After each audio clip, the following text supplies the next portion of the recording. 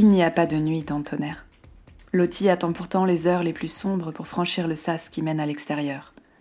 Une alarme lointaine résonne dans les entrailles de la cité, une diversion. Son cœur tambourine contre ses côtes frêles, son ventre distendu lui fait mal. Les contractions la déchirent de l'intérieur. Ses bras, ses cuisses, son cou, chaque parcelle de sa peau tire, gratte, suinte. Elle a arraché les électrodes et les aiguilles avec toute la violence dont son corps épuisé était encore capable. Du sang perle au creux de ses coudes. Chaque mouvement est un supplice. Quand ses mains, marbrées de bleu à cause des perfusions, empoignent les barreaux de l'échelle, elle pense abandonner, se laisser retomber au sol, emportée par le poids de l'enfant dans son ventre. Rester là serait si simple, accepter, plier. Les choses finiront bien par s'améliorer, ils le lui ont promis. Elle va leur donner un enfant fort, sain. Alors la rage la prend, comme une envie de vomir. Mensonge. S'il correspond à leurs critères, cet enfant sera le premier d'une longue série. Elle expire un grand coup, serre les poings. Jamais plus elle ne les laissera l'attacher à cette chaise articulée. Jamais plus elle ne sera sanglée sur cette table, le visage écrasé contre le rembourrage en plastique, son dos offert à leur bistouri, sa moelle osseuse vulnérable à leur ponction. Jamais plus ils ne briseront ses os pour en extraire des remèdes. Jamais plus elle ne servira de cobaye à leurs expériences. Elle est submergée par un sentiment d'injustice si profond, si pur, que ses pieds se mettent en mouvement. Un échelon après l'autre. Elle grimpe, grogne, souffle, s'extirpe de la cité close. Son ventre racle le bitume délavé, sa mince chemise se déchire. Elle laisse échapper un rugissement salvateur en roulant à même le sol, échouée sur le dos. Elle rit et elle pleure en même temps. Une fine bruine lui tombe sur le visage, l'aveugle, lui pique la peau. Elle tire la langue pour la boire, l'accueillir. Elle est dehors. Le monde tourne et la nuit n'est pas noire. Elle est zébrée d'éclairs et de lumière fugitive. Elle se redresse à quatre pattes, chacun de ses muscles proteste. Les contractions se font de plus en plus proches, de plus en plus fortes. Un liquide poisseux coule le long de ses jambes alors qu'elle se relève en titubant. Elle essuie d'une main l'eau et la sueur sur son front, resserre les lambeaux de sa chemise autour de son corps. Partir. Trouver Nora. Disparaître. Ses pas la mènent vers le taudis de son amie. Elle vacille dans les rues délabrées, trébuche sur les pavés descellés entre lesquels poussent des herbes sauvages. Le cœur au bord des lèvres, les oreilles bourdonnantes, elle ne chasse même pas les nuées de mouches attirées par le sang frais qui poisse ses vêtements. Elle marche en pensant à Nora et à sa petite piaule dans les tours où elle s'est si souvent réfugiée que son corps connaît le chemin par cœur. Ses jambes cèdent alors qu'elle lève la main pour frapper. La porte s'ouvre au même moment. Son poing s'abat faiblement sur la poitrine d'une femme. Elle gémit quand une contraction enflamme ses reins. Ses yeux sont pleins de larmes et de douleur. Nora la rattrape. « Par la cendre, Lottie! Otto, viens m'aider, vite !»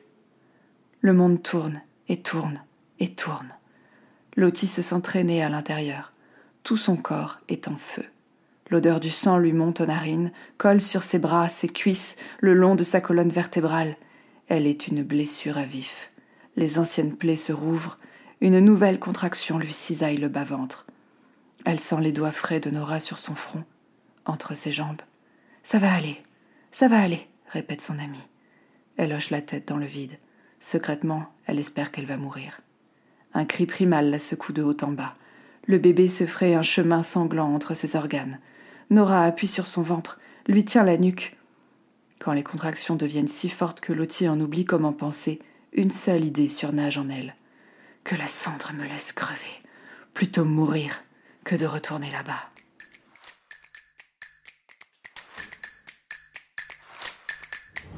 Vous écoutez Inky et Pete se livre, le podcast lecture en 15 minutes, à peu près, qui donne vie et voix aux premiers mots d'un livre et vous donne envie de découvrir les suivants. Ou pas. Je suis Mafalda Vidal, amoureuse des jolis mots et des belles histoires.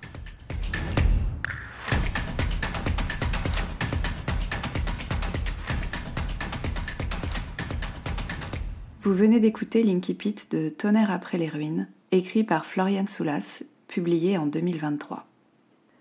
L'histoire de Tonnerre après les ruines, c'est l'histoire de Lottie, donc on vient de rencontrer dans l'Inky Pete, qui survit et qui s'enfuit, et qui se jure de ne jamais retourner d'où elle vient. Mais c'est aussi l'histoire de Féral.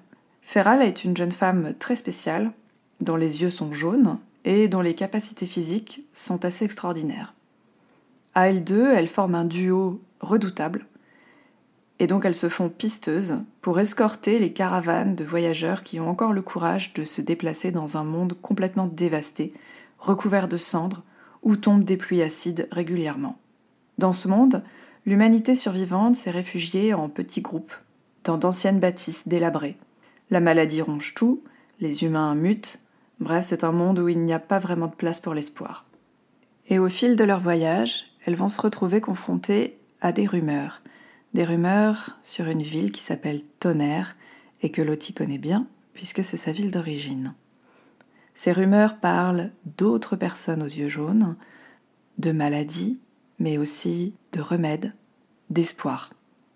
Pour Lottie, il est hors de question d'y retourner. Et Feral fait confiance à Lottie. Mais malgré tout, elle se sent irrésistiblement attirée par cette ville qui, peut-être, pourrait lui apporter les réponses aux questions qu'elle se pose depuis si longtemps. Qui elle est ?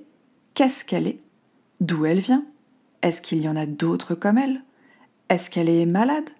Est-ce que sa maladie peut dégénérer et la transformer en bête sanguinaire ?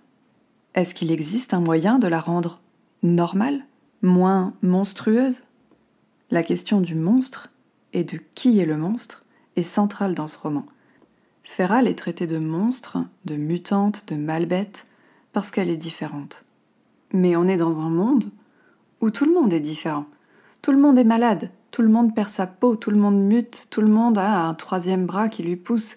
Mais pour autant, la peur va se cristalliser sur les encore plus malades, encore plus mutés, encore plus différents.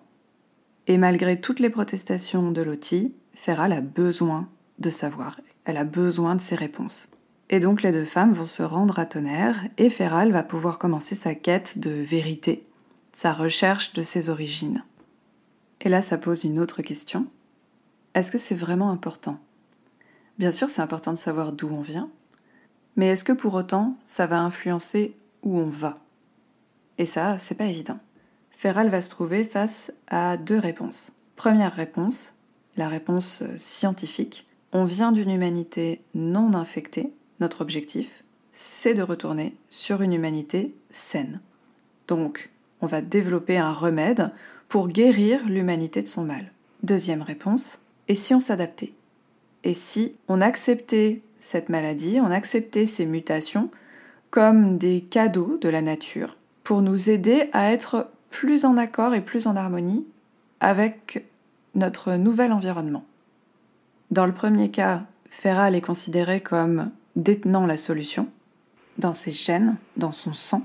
Grâce à elle, on va pouvoir élaborer un remède qui va permettre de soigner l'humanité, de combattre tous les virus qui aujourd'hui envahissent et pourrissent l'humanité. Dans l'autre cas, Feral est considérée comme une déesse, puisqu'ayant atteint ce stade parfait d'évolution qui permet de vivre en harmonie avec la nature, telle qu'elle est aujourd'hui. Où se trouve la vérité ? D'un côté, de l'autre, entre les deux ? Y a-t-il même un sens à tout ça ? Et jusqu'où Feral est-elle prête à aller pour découvrir et pour établir cette vérité ? Et on en revient à la première question, la question du monstre et de l'humain. Où se trouvent les frontières de l'humanité et de la monstruosité ? À partir de quand devient-on un monstre ? À partir de quand est-on, devient-on ou redevient-on humain ? Tonnerre après les ruines, c'est un roman dystopique, dur, cru, violent, gore parfois. Mais c'est un roman qui rend fort par les messages qu'il véhicule, par la place qu'il fait aux femmes, la place qu'il fait aux monstres, parce que finalement, on est tous des monstres, et c'est une bonne chose, à condition de respecter les autres monstres qui nous entourent, d'accepter leurs différences et d'accepter les nôtres. Et pour tout ça, et paradoxalement, c'est aussi un roman d'amour. D'amour pour son prochain, d'amour filial, maternel, d'amour inconditionnel, mais qui va au-delà des liens du sang.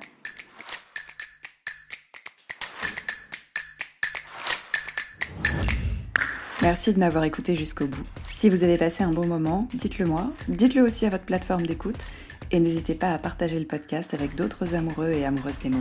À bientôt.